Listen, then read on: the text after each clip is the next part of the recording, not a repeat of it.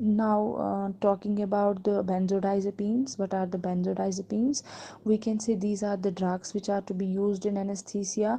Anesthesia में भी drugs benzodiazepines का रोल रहता है. Usually अगर हम देखें तो benzodiazepines जो है वो हम यूज़ करते हैं for the premedication also.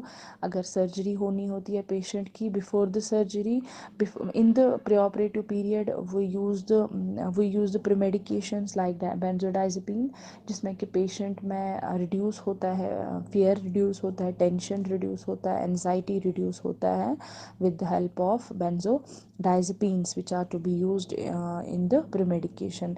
बात करेंगे हम benzodiazepines की. they are also to be used as an induction agent, but rarely. In rare cases we can go for the benzodiazepines which are to be used also as an induction agent. तो दूसरा इसका क्या use रहता है? They are also to be use in the conversion patients. In the अगर conversion prone patient है, we can give the benzodiazepine, we can give the benzodiazepine drugs to prevent the convergence, to control the convergence. क्योंकि इसमें क्या होता है, जो patient है वो थोड़ा सा रेस्ट लेता है, बॉडी रेस्ट लेता है, मेंटल स्टेट जो है पेशेंट का रेस्ट में चला जाता है, जिसकी वजह से हम कन्वर्जेंस को प्रिवेंट कर सकते हैं. या हम कह सकते हैं बेंजोडाइजेपिन्स का क्या रोल रहता है हमारे ओटी में. During the anaesthesia we can give the benzodiazepines when there we use the ketamine drug. जब हमारा केटामीन एनेस्थीसिया होता है, we have used the ketamine IV anaesthetic drug, तो उसमें भी हम उसके साथ हम बेंजोडाइजेपिन दे सकते हैं to prevent the hallucinations, because during the ketamine anaesthesia there can be hallucinations, जो कि हमने ऑलरेडी डिस्कस किया हुआ है. तो उन हेल्यूसिनेशंस को कंट्रोल करने के लिए we can add benzodiazepine drug with the ketamine. तो हम कॉम्बिनेशन में दे सकते हैं. When we give ketamine in combination with ketamine, we can also give the benzodiazepines like we use diazepam, we use midazolam, which are to be commonly used. अब अगर हम बात करेंगे डाइज़ेपाम की, तो देखा जाए जो उसका रूट ऑफ ड्रग एडमिनिस्ट्रेशन रहता है दैट इज़ द ऑरल. हम ऑरली दे सकते हैं डाइज़ेपाम, या वी कैन गिव इंट्रामस्कुलर और इंट्रावेनस.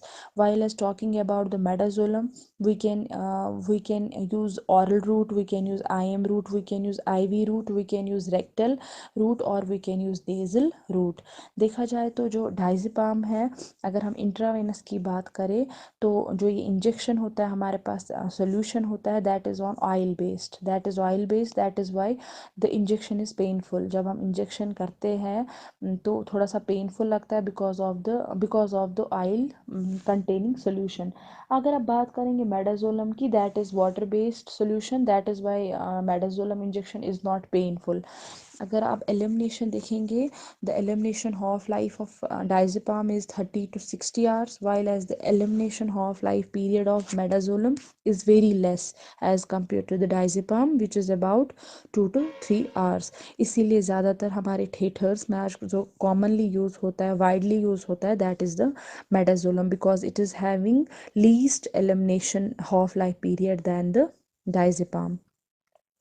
अब हम अगर बात करेंगे इफ़ेक्ट्स की, क्या सिस्टमिक इफ़ेक्ट्स रहते हैं मतलब बेंजोडाइजेपिन्स की ओवर द पेशेंट्स बॉडी, तो क्या इफ़ेक्ट रहता है. अगर हम CNS की बात करें, जो CNS है इसमें क्या रहता है, it reduces the cerebral metabolic rate.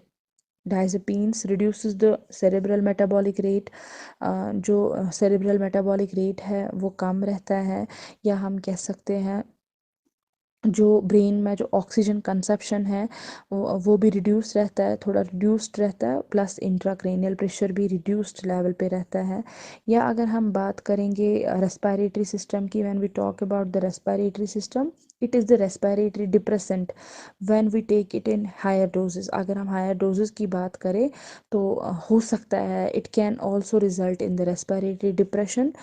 It can also lead to the death to the patient. अगर देखा जाए, if we go for the high dose of benzodiazepines, that can lead into the respiratory depression, which can also result in the death of the patient. Cardiovascular system की अगर हम बात करें तो ये मिनिमल रिडक्शन होता है ब्लड प्रेशर में, हार्ट रेट में, प्लस कार्डियक आउटपुट में जो भी मतलब डिक्रीज्ड रेंज रहता है ब्लड प्रेशर का, हार्ट रेट का, प्लस कार्डियक आउटपुट का। अब अगर हम ड्रग की मेटाबॉलिज्म की बात करें, the drug is to be metabolised in the liver. Benzodiazepines जो है ये मेटाबलाइज्ड होते हैं लिवर में डायरेक्टली। अगर बात करें हम जो मेटाबलाइट्स फिर बनते हैं, एक्सक्रीट होते हैं, दे excrete into the urine, they excrete, they eliminate from the kidneys in the form of urine.